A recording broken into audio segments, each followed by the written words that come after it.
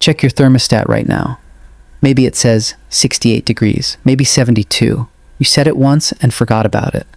But for over 300,000 years, every single one of your ancestors faced the same problem every winter. They had thermostat, no insulation, no walls.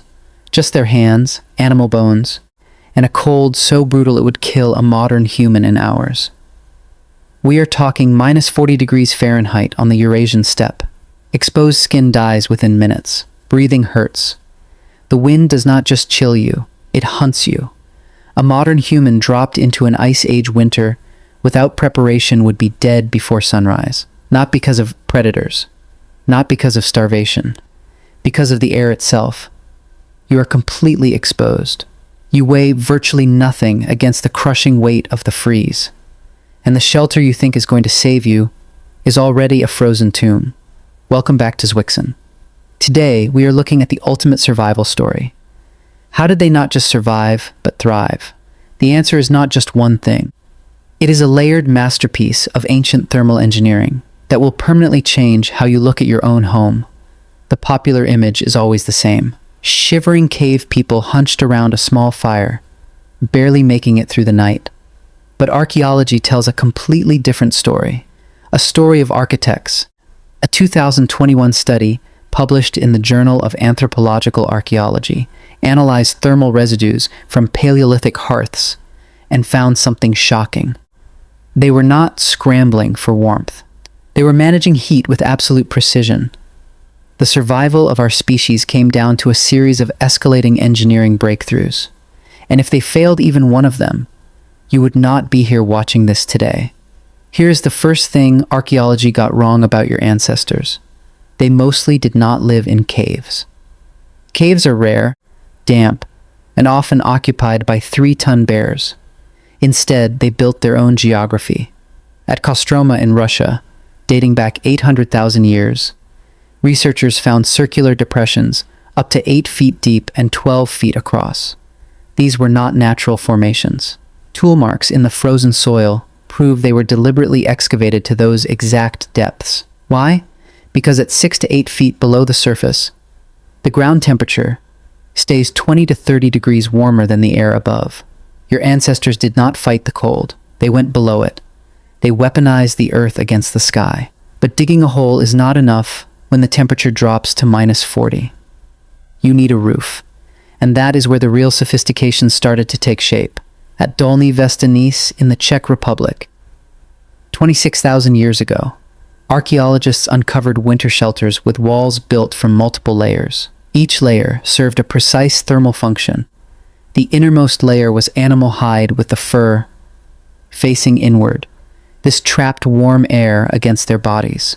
Outside of that was a thick layer of dried grass and moss. This wicked moisture away from the interior. The outermost layer was woven mats of reed and bark.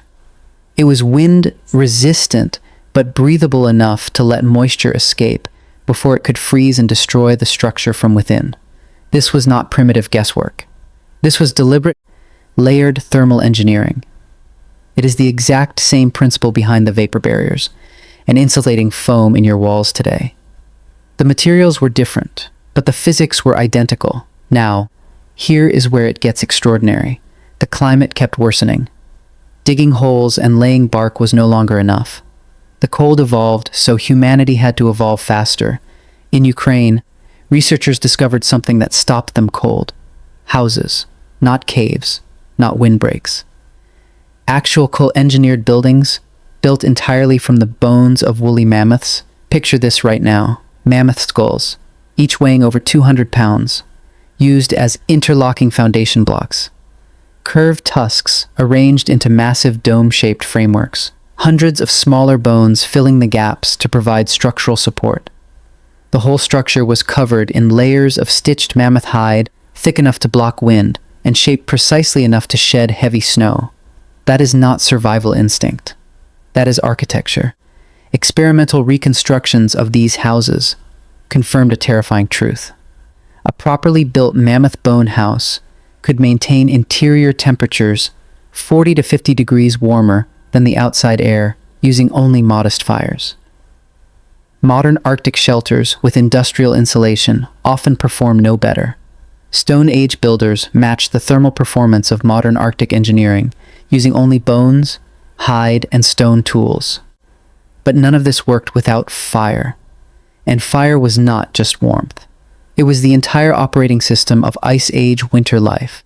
The heating systems inside these mammoth houses were sophisticated by any standard. A central hearth provided primary heat. Smaller secondary hearths were positioned around the perimeter, creating warm zones for specific tasks. Food preparation happened here. Tool making happened there. Infants and the elderly were placed nearest to the warmest spots. The layout was heavily planned. But in the treeless steppe, wood was almost non-existent. So, what happens when you run out of wood in a frozen wasteland? You invent a new fuel. Your ancestors developed an alternative energy system. Mammoth dung, dried and carefully prepared. Bone, crushed and processed to maximize burn efficiency. Chemical analysis of these hearth residues shows these fuels were deliberately treated for specific heat outputs. They were not burning whatever they could find. They were managing fuel like an industrial resource. But then a new deadly problem emerged. Without proper airflow, moisture from breathing and cooking builds up inside any enclosed shelter. In sub-zero temperatures, that moisture freezes instantly. The structure fails from the inside out, suffocating everyone inside. Archaeological evidence at Kostenki shows carefully designed airflow systems. Small openings near ground level pulled in fresh oxygen. Larger openings near the apex allowed warm, moisture-laden air to escape safely. But survival was never guaranteed. This is the brutal exception to the rule. Despite all this brilliant engineering, the system sometimes failed. And when it failed, it was a total disaster. A sudden blizzard lasting weeks could bury the ventilation shafts. A slight miscalculation in fuel rationing could leave a family with no fire in the dead of night. Entire settlements have been found frozen in time, their hearths completely empty, surrounded by the remnants of tools and bones. It proves that the margin of error was absolute zero. One mistake meant a family froze before dawn. To survive this razor-thin margin, they had to stay awake and monitor the system constantly. For hundreds of thousands of years, your ancestors went to bed at sunset and woke before dawn. But they did not sleep the way you sleep.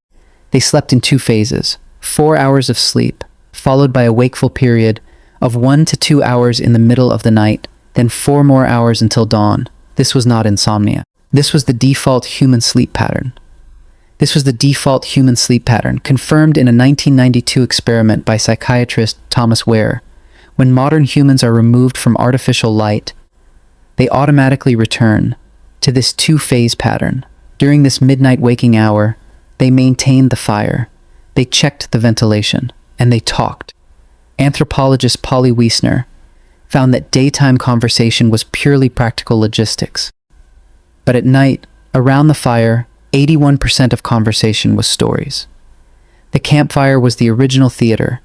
The next time the cold comes, and you reach for that thermostat without thinking, remember what it cost to get there. You did not invent warmth. You inherited it from the most ingenious engineers who ever lived.